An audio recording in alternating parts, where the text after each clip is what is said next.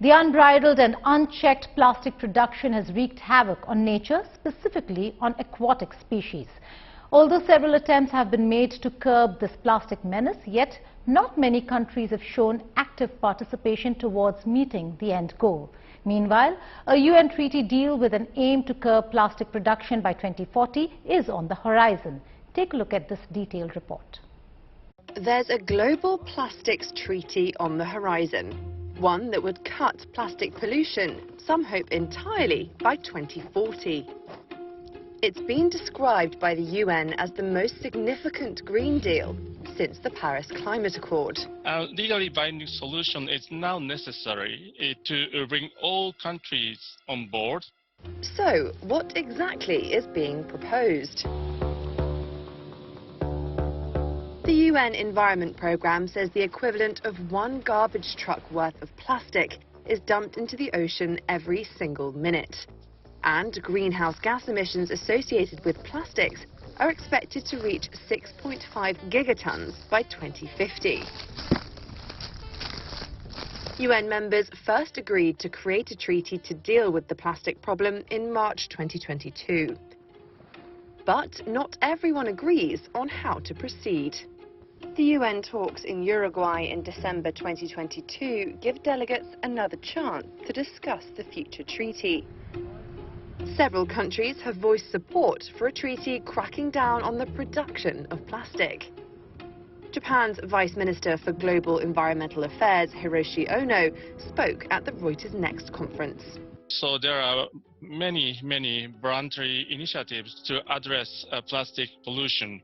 But, the increasing pollution suggests that they are clearly not sufficient to address the issue so far. A legally binding solution is now necessary to bring all countries on board and raise awareness of all stakeholders, including general public. It's the first time Japan has said it would support curbs on plastic production. But such an approach is opposed by the plastics and petrochemical industries. Lobbyist for the American Chemistry Council, Stuart Harris, told Reuters that it would be better to look at the entire life cycle of a product instead. We need to look at delivery mechanisms for consumers across the life cycle of plastics and across the various uses. But when we start to talk about restricting production, it becomes very complicated because, again, that production doesn't go into a specific application per se. And so restricting production of polyethylene or polypropylene or other different resins will have tremendous negative impacts on the economy.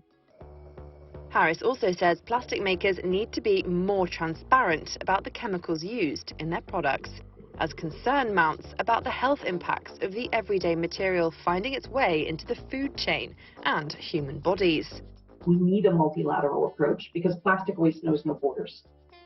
Jodie Roussel, Public Affairs Lead for Packaging and Sustainability at Nestlé, told the Reuters Next panel she hoped the treaty would help establish global quality controls for plastic, especially recycled plastic. We want to keep plastics in the economy and out of nature. I think everyone agrees on that.